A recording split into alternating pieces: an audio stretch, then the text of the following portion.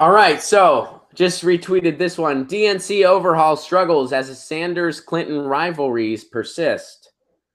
I undeniably underestimated the depth of the turnaround job. The Democratic Party chairman says that, of course, is Tom Perez. 1 year into Tom Perez's project to save the Democratic National Committee from complete collapse, or to just out every progressive that he can. That's pretty much what he's done. Officials are beginning to dig out of the hole left by Debbie Wasserman Schultz's mismanagement, Barack Obama's indifference, Russian hacking, and the bitter rivalry between Hillary Clinton and Bernie Sanders, capped by accusations of election rigging. This is according, this is via Politico.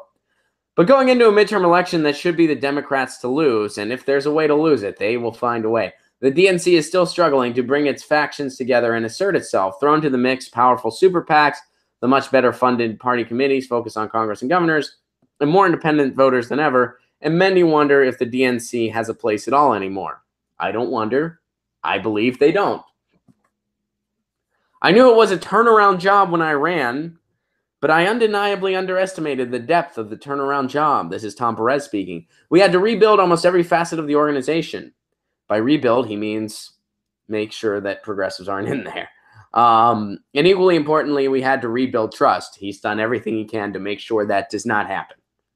Does anybody here trust Tom Perez? Anybody on this stream? Do you trust Tom Perez? Do you trust an organization that will tell a group of nurses who want to have single payer on the platform to shut the fuck up or get out? Do you trust that organization? Are they trustworthy to you? An organization that doesn't let people look at their servers? He sounds like Trump whining about how hard being Prez is. Yeah, he kind of does. Perez said, and Tom Perez cannot answer a direct question to save his life.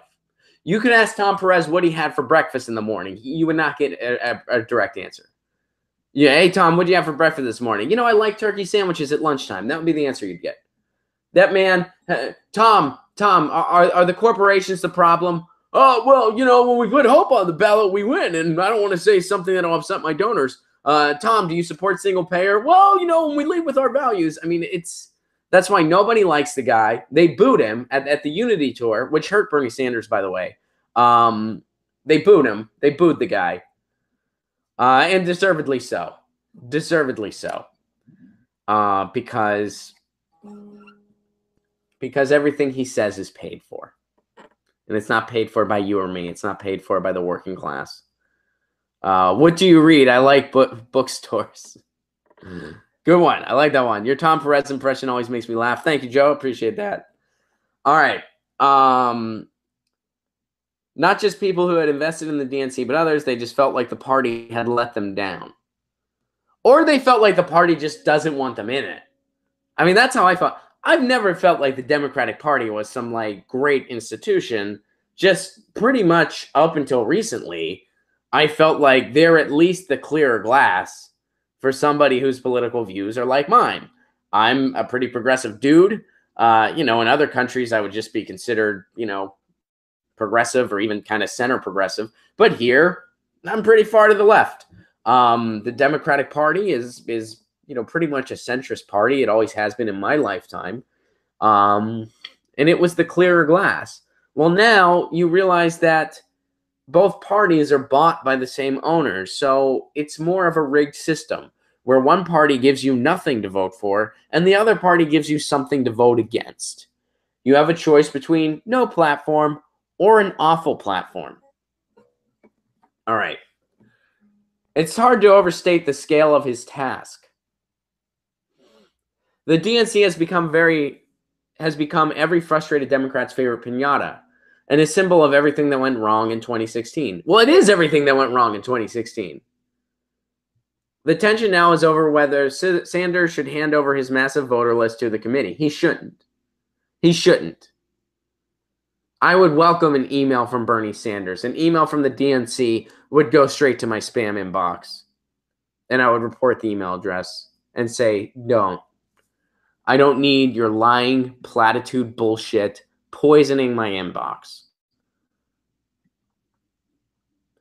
The relationship between Perez and Ellison remains chilly, with periodic explosive fights over party strategy and appointments. I'm honestly not familiar with any of those fights where Keith Ellison was, standing up for progressivism.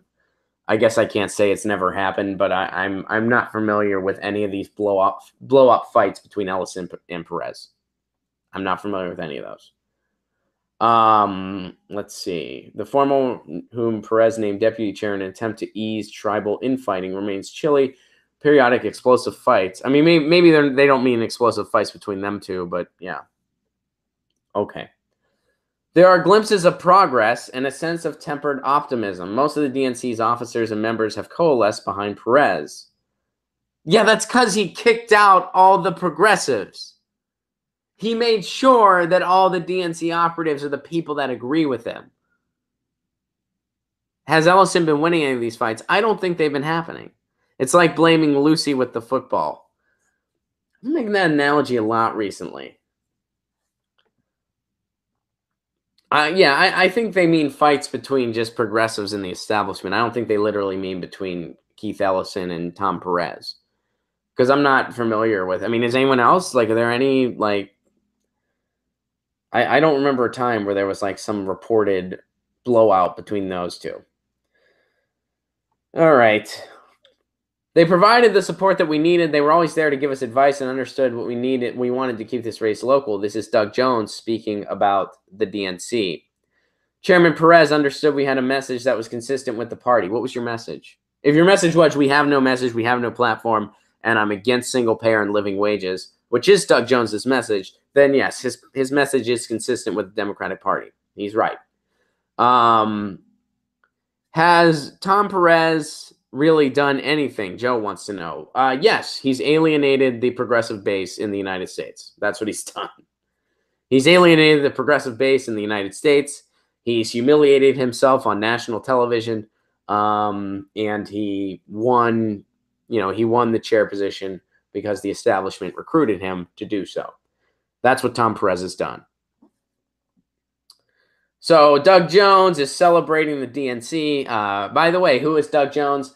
Doug Jones is a corporatist that is so uninspiring as a politician, he was able to beat a pedophile by less than 2 points. A pedophile. He literally could barely beat a pedophile. And again, I've made this point before. I think that if he was running against a serial killer, he would have lost. They'd have been like, maybe the serial killer's like the Punisher. They had good reasons. This guy is so boring. He almost lost to a pedophile. That's how uninspiring of a politician he is. And we're supposed to celebrate this. We're supposed to say, oh, the DNC has it figured out because they can run candidates that can barely beat pedophiles. Good job. Good job, Democrats. Yeah, you got no problems. You figured it out. You fixed everything. You fixed everything. Let's go back to sleep. Let's see. Is there more to this? Perez said the DNC's fundraising woes are overblown. Yeah, they still got money. They still got money.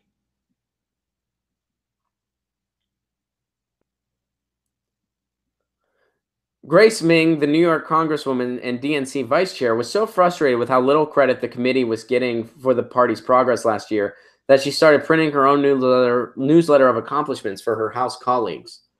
Wow, way to include people. You guys aren't giving us our due credit, so I'm going to print a newsletter just for me and my colleagues. And then we're going to meet in a circle, and we're going to play guitar and pat each other on the back. All right. But Ming said she's had more luck since the party's wins in Virginia and Alabama. Now Ming said some people even say thank you. Guess what, Ming? A lot of the stuff that happened in Virginia with Lee Carter and stuff like that, that was because of progressives mobilizing and DSA members winning seats on a local level. The DNC taking credit for that, that's like a bully taking credit when the kid that they bullied goes on to do great things with their lives. It's the same thing. The DNC actually told Lee Carter he was too progressive to run. He had to tone it back a little bit. He shouldn't identify as a socialist. You know what he did? He did that anyway, and he freaking won. No thanks to the establishment. So no, Grace Ming, the DNC does not deserve any credit for what's been going on with progressive victories. The credit belongs to A, progressives, and B, people that are just that fed up with Trump. Trump wariness, which, yes, Trump wariness is enough for some victories. If the Democrats run on absolutely nothing but we're not Trump, they're going to win some stuff, yes. Are they going to win a lot? No. And then they're going to hang their hat on these marginal victories and be like, see, we're doing great now. The level of delusion the Democratic Party has, which is they are the Washington Generals of political parties. Except the Washington Generals are entertaining to watch, at least. It's entertaining to watch them be paid to lose. The Democrats is not as entertaining. So, yeah, and there's a lot of things the DNC could do to regain confidence in the American people. They have interest in doing none of them. Hey guys, thanks for watching. That was a clip from Get Your News On with Ron, the world's first viewer-curated streaming news show. What does that mean? That means I log on to a stream and people tweet me articles over on Twitter at Ron Placone, or they use our Reddit subsection, which is just Get Your News On with Ron over on Reddit. And that's how we build the show. I'm seeing all these articles for the first time. We are literally getting our news on together. Follow me on Twitter at Ron Placone so you can participate. And this show streams live every Tuesday through Friday at 10 a.m. Pacific Standard Time. So please do tune in.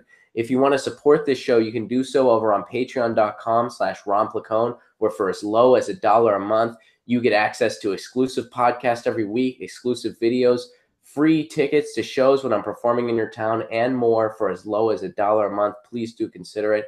Thank you so much for your support. This has been Get Your News On with Ron.